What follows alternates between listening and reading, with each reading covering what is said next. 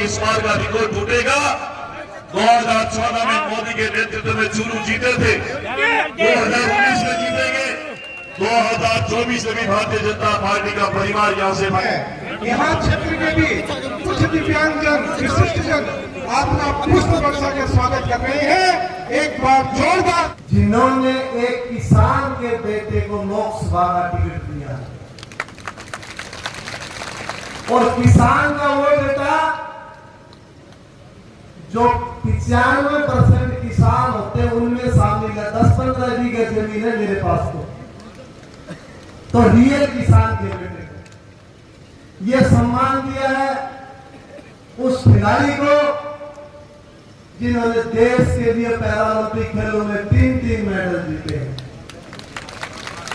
यह सम्मान दिया उन दिव्यांगजनों को, छात्र और दिव्यांगजनों को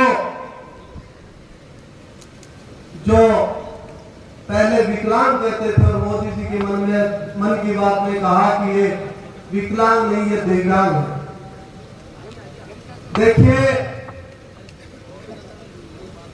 मैंने तो लास्ट 20 साल एक कमरे में गुजार दी इस देश के लिए। एक कमरे में रहकर के मैंने तैयारी की और इस देश के लिए मैंने 60 से 70 इंटरनेशनल मेडल जीते। 3 पैरालंपिक मेडल जीतना, इतिहास बनाना। 18 साल तक आपके बेटे, आपके छोटे भाई के नाम वर्ल्ड रिकॉर्ड रहा है। लेकिन जिंदगी का एक अंदर एक पीड़ा रह गई कि संघर्ष बहुत करना पड़ा। किसान के घर में जन्म लेने के बाद 10 साल की उम्र में एक हाथ गंवा देना, हो सकता है मेरे पास यदि साधन होता तो हो सकता है वो हाथ भी बच सकता था, मुझे कोई अमेरिका भेजने वाला होता या कोई अच्छे हॉस्पिटल में भेजने वाला होता। किसान का बेटा था, एक सरकारी हॉस्पिटल में ट्रीटमेंट चला और वो भी 6 महीने। बचपन में सरकारी स्कूल की पूरी पढ़ाई की, क्योंकि ज्यादातर जो साथी अब मिलते हैं तो वो कहते हैं हम आपके साथ पड़े हुए हैं, तो खुशी होती है। लंबा संघर्ष रहा जिंदगी के, फेंकने के लिए भाला तक नहीं था मेरे पास, दौड़ने के लिए जूते तक नहीं थे। उसके बावजूद जो मुझे लास्ट 8 वर्षों में देखा होगा, 10 साल में जो मुझे प्यार और सम्मान मिला, आपने वीडियो भी देखेंगे मोदी जी के साथ कि देवेंद्र जी आपने तो कमाल कर दिया, 40 साल की उम्र में भी मेडल जीत लिया। कितने वीडियो आते हैं, कई बार बेटी के बारे में पूछते हैं, लेकिन सच्चाई ये है कि उनका एक विजन है इस 2047 में इस भारत को विकसित राष्ट्र कैसे बनाए। उस रैली में वो बार बार कहते हैं कि अंतिम पायदान पे बैठे व्यक्ति तक सुविधाएं पहुंचे, तब यह विकसित भारत का सपना हमारा पूरा होगा। और मैं तो प्राउड के साथ कहता हूं कि अंतिम पायदान पे बैठे व्यक्ति को उन्होंने प्रत्याशी बनाया है, यह बड़ी बात है हमारे लिए।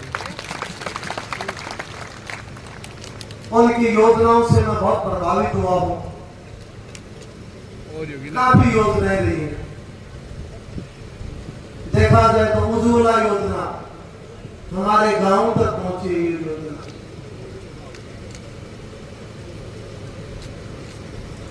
किसान सम्मान निधि योजना, किसानों के खाते में सीधे पैसे आते हैं, कितनी बड़ी बात है हमारे लिए। और मुख्य प्रधानमंत्री फसल बीमा योजना, प्रधानमंत्री फसल बीमा योजना कौन लेके आए? माननीय प्रधानमंत्री जी लेके आए और किसानों का सम्मान किया उन्होंने। और इतनी योजनाएं गिनाऊंगा खेल के क्षेत्र में, खेल के क्षेत्र गरीब किसान मजदूर का बेटा आज हवाई जहाज से यात्रा करता है, ये नरेंद्र मोदी जी कर सकते हैं। देखिए मुझे, मैं तो खिलाड़ी आदमी हूँ, पॉलिटिकली भाषण मुझे तो नहीं आता, लेकिन किसान के घर में जन्म लिया है, दर्द समझता हूँ किसान का, इतना ही कहना चाहूँ। एक मुझे स्टोरी याद आ गई, जब मैं टोक्यो पैरालंपिक में हम मेडल जीत रहे थे और ऐतिहासिक हमने 19 मेडल दिलाए इस देश को, 19 मेडल। तो हम खाने पे जाते थे शाम को, तो मुझे पाकिस्तानी मिल जाते थे वहां पे, तो हम पूछते थे भी क्या रहा, तो मैंने फर्स्ट डे में कहा कि हमने 1 मेडल जीत लिया है। तो मैंने उनसे पूछा आपका क्या रहा, बोलो हमारा तो नहीं आया मेडल। दूसरे दिन हमने कहा, वो मिल गए मेरे को, मैंने कहा कि आपका क्या रहा, बोला हमारा आज भी मेडल नहीं आया। तो मैंने कहा आज हमने 2 मेडल जीते हैं।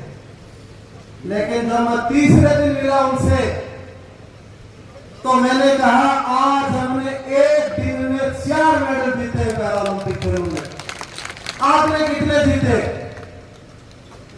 तो उसने बड़ा जोरदार जवाब दिया मुझे, बोला आपके पास नरेंद्र मोदी जी है, हमारे पास नहीं है, ये हमारी ताकत है। मैं ज्यादा नहीं बोल करके मैं इतना कहना चाहता हूं, यहां पे मेरे चुनाव लोकसभा के लिए काफी काम करने हैं, ये जिम्मेवारी मुझे मिली है। मैं तो ये कहता हूं कि इसका हम एक अच्छा लोकसभा की तैयारी करके, अच्छी प्लान बना करके, पहला जो मेरा मुद्दा है वो किसानों का रहेगा और नहर रहेगा, चाहे वो नोट भादरा हो, चाहे मेरा चुरू लोकसभा का इधर का क्षेत्र हो, चाहे राजगढ़ हो, तारानगर हो। क्यों? क्योंकि किसान का बेटा हूं, दर्द समझता हूं, और मैं तो साक्षी बात बताऊं, खोए पर मत को ढोड़ मेरे तो पानी को। मैं तो इतना कहना चाहता हूं, यकीन कौन करूंगा, 2 साल मैंने खुद ने खाना बनाया था। कोई बना सकता है कि बोलते हुए हाथ से खाना नहीं बना सकता, परिस्थितियां सब कुछ सिखा देती हैं। फसल बीमा, अरे फसल बीमा तो मैनू में छानू है ये। मैंने एक बात बताऊं, जो मरचाना जी कितना ही चाहे भरे रखे तो खाली हो गया है, कितनी भी बड़ी चीज हो, सभी चीजों को ले रहा है। मैं तो मुंह पर खाड़ पर छोड़ने वाला आदमी हूं। आज घर से चला तो माँ को आशीर्वाद लेके चले, मैं जब मैं जाऊं आज परसों दाखिल करने, मैं बोली तने हमेशा आशीर्वाद दिए, तू जीत के आए हो, हमेशा आज भी आशीर्वाद दूंगा, तू जीत के आए हो। लेकिन कई बार बड़ी दोस्तों विकट परिस्थितियां होती हैं। चुनाव वोट फॉर्म का दौर है, मैं तो सीधा सा तो तारा टाबर हूं, तारा बीच को हूं, सगली चीज जानू, अफवाह तो मैंने फैलाने को नहीं आया। अब चुनाव में एक दिन रात में घर पहुंचे 2 बजे, तो मेरी धर्मपत्नी बैठी, मैं कहा मैं इतनी लेट तक आप क्यों जग रहे हो? बोले मैंने एक बात पूछनी है। मैं कहा भी अधिकार है, पूछ 2 पूछ, एक क्यों ना? बोले एक ही पूछनी है। बताओ। बोलो जिन मेरा रिश्तों करे होने, जिन मन तो यह बताए जाटा का रिश्तों कर लग रहे हैं, तो मैंने यह बता झाजड़िया जाट हो गई को नहीं, और भाई मैं तो 3 गोल तोड़ पाया। तो मैं कह भाई बात ये है, रुक एक बार, अब मेरी जबान से क्या बोलूं? तो मैं एक किताब लेके आया, हमारी दिल्ली से एक समाज की बहुत बड़ी सोसाइटी है, उन्हें 2022 की बात है, उन्हें बुक निकाली, देश का टॉप फेमस हमारे समाज के लोग, तुम 4 नंबर पर मेरी फोटो ला दी। मैं बोले देख ले भैया भूख बनी उसने जाट समाज। तो मैंने तो देश के लिए खेला है, मैंने मेरी 22 साल की जिंदगी सिर्फ देश के लिए समर्पित कर दी मैंने। अरे 2003 में जो मैंने ब्रिटिश ओपन एथलेटिक्स चैंपियनशिप में वर्ल्ड रिकॉर्ड ब्रेक किया, तो वहां से मुझे निमंत्रण मिला कि आप इंग्लैंड से खेलो, आपको भरपूर पैसे देंगे। मैंने कहा मैं सच्चा हिंदुस्तानी हूं, बिक नहीं सकता, मैं मेरे देश की तरफ से खेलूंगा और मेरी देश की तरफ से गोल्ड मेडल जीतूंगा। 2020 की बात है, ओलंपिक खेलों की मैं तैयारी कर रहा था।